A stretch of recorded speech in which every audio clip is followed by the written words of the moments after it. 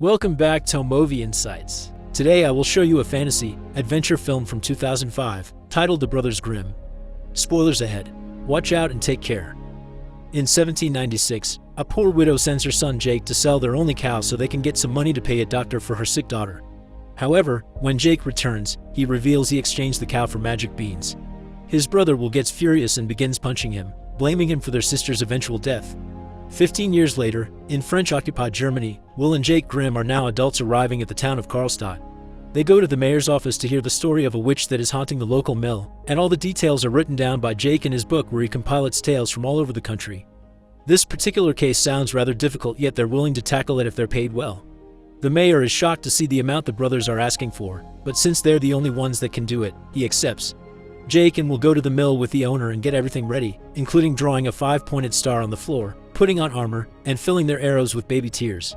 The witch ghost shows up before they are ready though, so they have to improvise a little. After flailing around the mill with the wrong choice of tools, the brothers finally find the right spot to aim their gun and crossbow at the witch, who uses her magic to make them turn their weapons on each other. Fortunately, they have plenty of experience dealing with this, so they break out of her control and manage to shoot her. Her body becomes a bunch of snakes, so Jake puts them in a bag and tells the mill owner to seal it in a mirror-lined box, then bury it far from any river. The man leaves after paying them, and as soon as he is out of sight, Jake complains about this demeaning job because he used to be a scholar. As Will answers being famous is better, the details of the job come to light. There's never been any supernatural in the mill. The witch and the magic were tricks made by the sibling sidekicks Hidlik and Bunst, who also get part of the pay. The Grimms go from town to town creating mayhem using special effects and Jake's myth knowledge. Then they charge the locals to get rid of it. Meanwhile, in the forest of Marbaden, a little girl wearing a red cloak is picking up flowers when she hears some growling behind her. As a tree starts moving on its own, the girl runs away, but before she can make it back to town, the beast jumps on her. All that is left is her red cloak stuck in the branches of a tree. Back in Karlstadt, the brothers are celebrating their success in an inn. When they go to bed though, they are approached by a group of French soldiers and Italian torturer Mercurio Cavaldi, who ties the siblings to their horses so they can be dragged through the inn floor. The following morning, they're taken to see General Vavarin Delatome, who has already captured Hidlik and Bunst and made them confess everything. Delatome wants to execute the sibling for all the lies and thievery, but he's willing to forgive them if they can help with a little problem. In the town of Marbaden, kids keep disappearing, and the culprit also uses tricks to make it look like magic. The brothers of course accept to solve the mystery. In the woods of Marbaden, 2 more kids get lost while trying to find the missing girls, even though the boy leaves a trail of breadcrumbs behind him. Distracted by the possibility of coming across a witch's gingerbread house, the girl gets separated from her brother and loses her shawl when a branch takes it off her shoulders. She chases it down the river until it gets stuck in a hole filled with bugs, and that's when the huntsman finds her. The next day, Cavaldi takes the Grimms to Marbaden and they are received by wary townspeople with weapons in their hands. However, when they mention their name, young Sasha comes in their defense, saying she's heard of their heroism. The townspeople accept their help and tell the brothers all the details of the disappearances. As Jake writes it all down, Will can't help to notice how expensive it would be to pull off these advanced tricks. To start working though, they're going to need someone that knows the forest well, so the townspeople send them to see the trapper, who they believe is cursed. This trapper turns out to be a huntress called Angelica, whose sisters have also been taken. She doesn't want to help at first but changes her mind when the brothers promise they're capable of saving the kids and Cavaldi gets a little too violent. Unaware the huntsman is following them, the party enters the forest, and Angelica asks them to leave the horses for the last stretch. Eventually, they make it to a very tall tower with no way in, surrounded by crypts. Angelica tells Jake the whole story as her father used to tell it. The Christian king destroyed the forest people and burned it all down to build a town. This king was married to the Mirror Queen, who was beautiful and adored by everyone, but also very vain. When the plague came and took the king, the queen built the tower and locked herself away, safe from the horrors below. However, the wind carried the plague to her, and everyone in the area could hear her screaming when she started to rot. Since the plague destroyed the town, the forest regrew around the tower. While the huntsman feeds some tiny spiders to one of their horses, Jake can't help feeling a sense of dread, and freaks out when he notices a tree moving on its own. The party finds themselves surrounded by bugs and crows, so Angelica decides it's time for them to leave. Will is confused by the direction she takes since it isn't the one they came from, but Angelica reminds him they shouldn't trust the trees. Then she picks up a toad and licks her, saying this is the kiss for Grandma Toad so they'll be guided through the forest. Following the toad's directions, they safely make it back to their horses, and Jake notices his own is acting weird. When they return to town, Angelica tells the brothers she won't go to the forest with him again. Her father had been taken by wolves and shortly after, her sisters were the first kids to disappear, which is why everyone calls her cursed. Will insults her and an argument ensues, which ends with Angelica deciding she'll do her own searching. After night falls, Jake's horse begins whining loudly in the stables. A little girl hears this and thinks she can make out a voice asking for help too, so she goes to check on the horse, commenting on what big eyes and big mouth it has. She's suddenly surprised when she notices the horse's mouth is filled with spider web, and the animal opens it wide enough to swallow her whole. The Grimms hear the kid screaming and come looking for her, only to freak out when they find the hose with a huge belly and the girl stuck in its throat. As the horse runs into the forest, the brothers begin arguing about how such a trick could be pulled off, but drop the subject when they see Angelica pass by. The whole party decides to follow her into the woods to save the girl, but the trees begin moving to stop them and even kill a few of Cavaldy's men. Angelica manages to free herself from the branches and finds a wolf, who she starts pursuing to avenge her father. However, when he comes closer, he doesn't attack because he seems to recognize her, and Angelica thinks she can see intelligence in his eyes before he runs away. The party runs back to town, and Jake is starting to believe in magic now. Will insists it's a trick, and Cavaldy agrees, so he blames them for the deaths of his men. Sometime later, Cavaldy goes to see Delatome to tell him what happened and ask for the Grimms and Angelica to be punished in his special machines. They don't believe Jake when he says the forest is cursed, so in order to save their lives, he changes the story and tells Delatome that this whole deal has been a secret plan from German rebels. Politically obsessed as he is, Delatome agrees to free them and send them back to Marbaden to finish the job, but under one condition: if they fail again or try to escape, he'll burn the town and the forest to look for them. The Grimms return to Marbaden with Cavaldy, Hidlik, and Bunst. Will thinks they should try to make a run for it, but Jake has other ideas. He's remembered he heard the story of the tower before, which ends with the Queen using a spell for eternal life. This means she's still in the tower right now, waiting for someone to serve her and find the final spell. Jake asks Angelica for her help, but Will cuts in and insults him for living inside a story that isn't real, just like it happened with the magic beans. Hurt, Jake runs away into the forest on his own, which is pretty dangerous. Angelica and Will try to go after him, but Cavaldy suddenly shows up and catches Angelica to keep her with him so he can be sure the brothers will come back. In the forest, Jake is testing a catapult with Hidlik and Bunst as a possible method of entering the tower. Will arrives to try to stop them, so a furious Jake punches him, tired of his brother always taking everything away from him.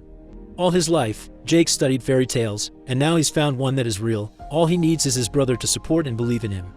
Will finally admits he's been behaving like a jerk and accepts to help by offering an idea. Instead of the catapult, they should use a grapple and a hook to climb the tower.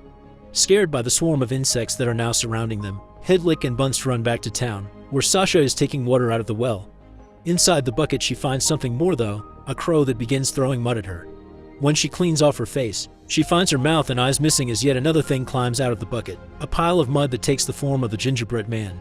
Everyone in town comes out when they hear Sasha is in trouble, including Angelica and Cavaldy, but no matter what they hit the little mud man with, it just puts itself back together. Unable to be stopped, the gingerbread man stretches its arms and takes Sasha, absorbing her into its body before running away into the forest. Back in the woods, Jake is climbing the tower as Will keeps the rope attached to a wheel on the ground. The rope breaks though, and Jake almost falls. Luckily, he manages to hold onto the roof just in time. Reaching the top of the tower, Jake looks around and discovers there are 12 crypts around it, evenly spaced in a circle like a clock face. Then he enters the tower through the window and finds many interesting things inside: the Queen's crown, her throne, and a book of spells that shows the blood moon with 12 crypts, which makes Jake realize 11 girls have disappeared so far. Meanwhile, Will is starting to hear weird noises around him, so he picks up Grandma Toad and licks her, asking her to guide him to Angelica's house. His plans change however, when he suddenly sees Sasha appear in a small lake near the tower and the wolf walks in as well, transforming into the huntsman. Will hides and watches the huntsman pick up Sasha to put her inside the last crypt, saying it's for his queen. As soon as he leaves, Will rushes to take Sasha out, but the huntsman quickly appears again and begins attacking Will with his axe. Things are getting creepy for Jake too, because he's found the queen's bed and on it her rotting body. When she suddenly moves, he tries to run away and bumps into a huge mirror where the queen, looking young and healthy, calls his name. In the reflection, she appears behind Jake and embraces him, promising to make his dreams come true. It almost works. Jake is about to fall for her spell when the mirror suddenly breaks after Will, who is running from the huntsman, throws a rock through the window. Jake uses the queen's extremely long hair to jump out and safely land on top of the huntsman, knocking him out right before he hurts Will. After picking up the huntsman's axe and Sasha, the brothers run away following the toad's directions. The tree branches try to stop them, but the huntsman's axe works like a charm that keeps them away while Jake explains the queen's spell. She had granted herself eternal life but not eternal youth, so she needs one extra spell to have both. The Grimms return to town and try to warn everyone of the incoming dangers. That night there will be an eclipse and the queen needs a 12th girl for her spell, so they should all leave and hide their kids in the city. Before they can do any progress though, Delatome shows up with his troops and the bodies of Hidlik and Bunst. Keeping his word, he proceeds to arrest the Grimms for lying and thievery, so they drop the axe on the ground before they're taken away to the forest. There, they're tied up as the soldiers light the trees up together with Jake's notebook of stories, and Delatome watches the fire spread, thinking he has won. However, Angelica has recovered the axe from the ground, using it to escape from the soldiers and rescue the brothers. The three of them run deeper into the forest and come across the wolf, who transforms into the huntsman, and Angelica recognizes him as her father. All this time, he's been under the queen's spell, and that's why he's been kidnapping girls for her. The huntsman takes his axe back, intending to hurt his daughter, but the Grimms jump in to help. Will tries to distract him with fire while Jake grabs Angelica, but she slips from his grasp and falls into a lake that the huntsman immediately freezes. Then he transforms into the wolf again and runs towards the tower while Jake breaks the ice, but it's too late. Angelica is now the 12th girl. The queen wakes up and uses her magic to put out the fire, causing such a strong wind that scares off the townspeople and most of the troops. Delatome shoots those that run away for being cowards, but stops when the smoke clears out and sees the Grimms' bodies aren't there, which Cavalli calls a miracle. In the meantime, the brothers run towards the tower and watch the huntsman put Angelica in the last crypt before a group of crows take him to the queen. Once he's gone, Will and Jake try to open the crypt again, but neither pushing nor the axe work. They're about to try their own tools when Delatome shows up with Cavalli and his manservant, ready to get rid of the Grimms. Delatome orders Cavalli to shoot them, but he refuses, so the general shoots him instead. When he turns to shoot the siblings next, a branch grabs his feet, and Jake takes the opportunity to push him off before running away. The manservant goes after him and dodges the axe when Jake throws it at him, but when the man is about to strike, he dies thanks to the spell on the axe that makes it come back like a boomerang. Afterward, Jake begins preparing the catapult while Will fights Delatome. After many failed attacks, it seems the general has the upper hand, but Will finds one of his trick crosses and presses a button to light it on fire. After making Delatome step back with the flame, Will kills him with his own flagpole, tossing him off the rock stairs they're standing on.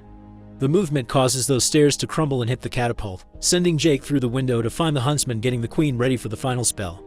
Jake tries to stop them, but the queen uses magic to push the axe away, and she does the same thing with Jake himself when he grabs a sword he finds in the room.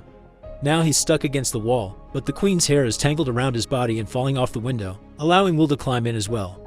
Grabbing a dagger, Will tries to attack the queen too, but she uses her magic again to make the brothers fight each other, causing Jake to accidentally stab Will. Then, the queen frees Jake from the spell but continues to control Will to make him his servant. She takes the stake that has been in the chest of the huntsman all along and stabs Will with it instead, asking him to complete the spell.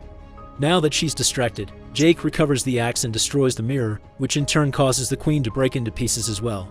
Now that he isn't under her control anymore, the huntsman wants to avenge his daughters, so he sacrifices himself by jumping out of the window with the mirror's final shard, and Will jumps after him to try to save his master. As the queen finally dies, the tower crumbles down. Jake survives thanks to the queen's many mattresses while Will's unconscious body is taken out of the way by Cavalli, who has survived the general's shot because he's been wearing the Grimm's armor under his clothes. The eclipse isn't over yet, so Cavalli reminds Jake of how the story ends, with a kiss of true love. Jake rushes to Angelica's crypt and kisses her, successfully waking her up and all the other 11 girls as well. Will is next, but when Jake is about to kiss him, he whispers it's not him that should do it, so Angelica comes and gives him the kiss instead. It's already morning by the time the group returns to town with all the girls. The townspeople don't hesitate to throw a party to celebrate that trouble is over, and Cavalli gives Jake back his notebook which he saved from the fire. The brothers apologize for not believing in each other, and begin discussing new job ideas as they join the celebration while a crow flies by carrying a mirror shard with the queen's eyes in its beak.